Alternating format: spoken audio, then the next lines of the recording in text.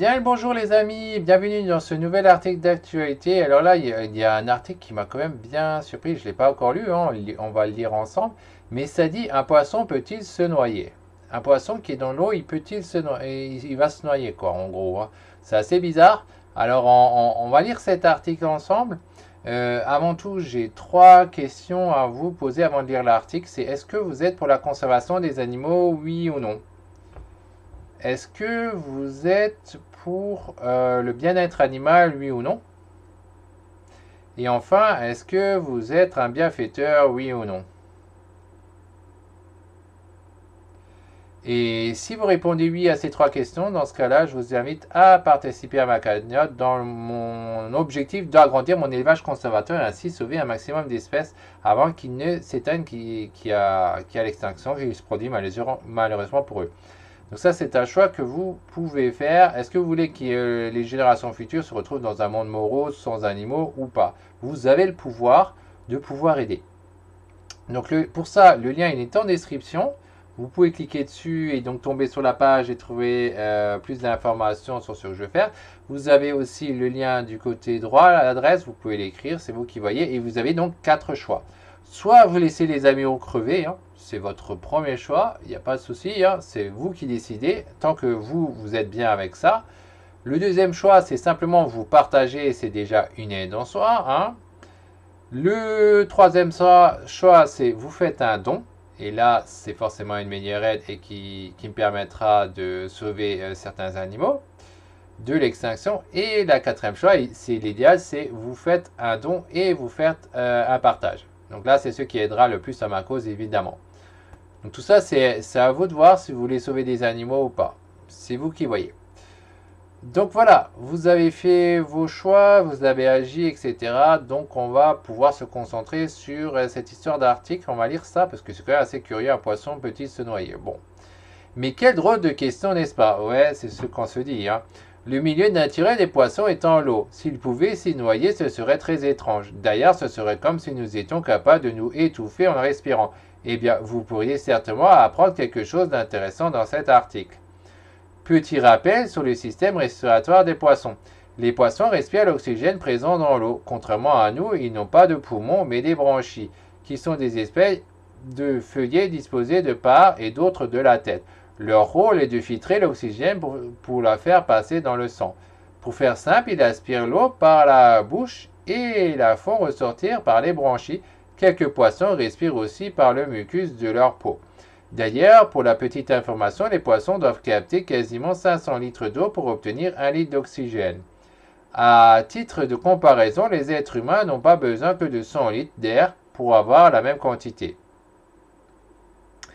Certains animaux marins peuvent se noyer. Vous savez déjà que les baleines, les orques ou même les dauphins ont besoin de remonter à la surface pour respirer, car s'ils ne le font pas, ils meurent d'asphyxie. Évidemment, car ce ne sont pas des poissons, mais des mammifères. Tout comme l'être humain, ils ont des poumons et non des branchies. Cependant, leur apnée est bien meilleure que la nôtre. La baleine peut rester presque 1 heure sous l'eau. Chez les poissons, c'est un peu différent puisqu'ils ne peuvent absolument pas respirer hors de l'eau. À part de très rares exceptions, qu'en est-il des poissons à qui l'on coupe la respiration? Parmi la vaste quantité de poissons, prenez l'exemple du thon. Celui-ci peut tout à fait se noyer, mais pour ce faire, une intervention extérieure est nécessaire, comme celle d'un humain ou d'un autre prédateur. En effet, sa bouche doit être maintenue fermée un certain temps, ainsi incapable de pomper l'eau, l'oxygène n'arrive pas dans les branchies, ce qui cause alors une asphyxie. Le requin peut aussi se noyer, oui, et pour ce faire, il doit être soit immobilisé, soit retourné. Le simple fait de rester statique peut le conduire à la noyade, puisque c'est grâce à ses déplacements que l'eau circule dans les branchies. Et lorsqu'il est sur le dos, le requin perd connaissance, ce qui peut aussi le conduire à la mort. Ok. Enfin, la fin, non, c'est bien fait quand même. Hein. Et la fin, ça dit, est-ce que c'est pareil pour la majorité des poissons? La réponse est oui. Tous les poissons peuvent se noyer, mais les conditions sont différentes. Les poissons évoluent dans des eaux très troubles, sont davantage sujets à l'asphyxie. Dans les eaux chargées de nutriments de type azote ou phosphore, vous ne retrouvez que très peu de poissons. Et pour cause, c'est un territoire qui favorise la croissance des végétaux et donc d'antrophisation. Ce phénomène permet le développement d'algues et d'autres plantes au détriment des poissons puisque l'eau est dépourvue d'oxygène. Dans ces types d'eau, ils finissent par se noyer. C'est également le cas dans les cours d'eau fortement pollués puisque le processus de dégradation des déchets consomme beaucoup d'oxygène. Ainsi, les eaux sont alors appauvries et les poissons ont tendance à mourir d'asphyxie. Le saviez-vous? La rivière Mara est tristement connue pour son grand manque de poissons.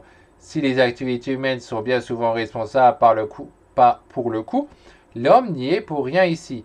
Ce sont les déjections hippopotames qui tuent les poissons. En effet, cette rivière est un fief pour les troupeaux et les grosses commissions polluent l'eau, à tel point qu'elle devient irrespirable pour les poissons.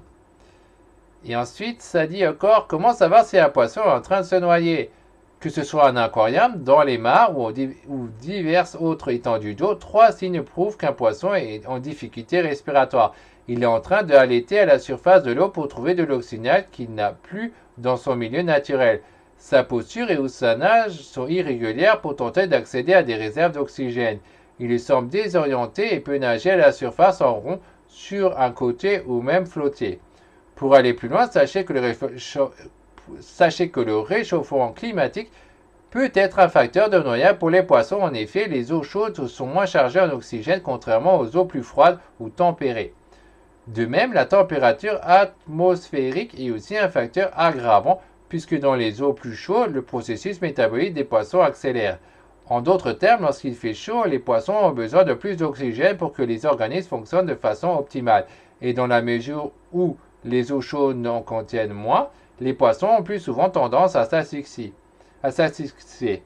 Bien sûr, les produits chimiques déversés dans les eaux rendent la respiration des poissons bien plus compliquée, raison pour laquelle beaucoup d'espèces sont retrouvées mortes sur les berges ou à la surface de l'eau.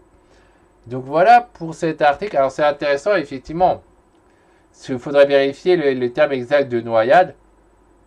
Parce que là, on parle bien d'asphyxie, comme quoi il ne peut pas respirer. Donc ouais, c'est super sympa comme article. Et donc voilà, j'espère que ça vous a plu. Pour rappel, pour m'aider dans ma cause, dans le sauvetage des animaux sauvages qui sont en danger d'extinction, vous pouvez donc participer à la cagnotte. Vous retrouvez le lien en description, c'est vous qui voyez. À vous de voir si vous voulez que les animaux crèvent dans l'avenir ou pas. C'est votre choix, c'est vous qui avez le pouvoir. Sur ce, bye bye, à la prochaine pour une prochaine vidéo d'actualité.